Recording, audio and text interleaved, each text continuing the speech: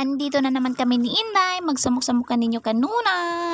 Miyerkules ng tanghali nang dumating ang parcel na in-order ko sa Shopee. Kaya, kinabukasan, maaga kong tinapos sa mga gawain sa bahay para maidikit ko na yung wallpaper na matagal kong pinag-ipunan para maka-order lang sa Shopee.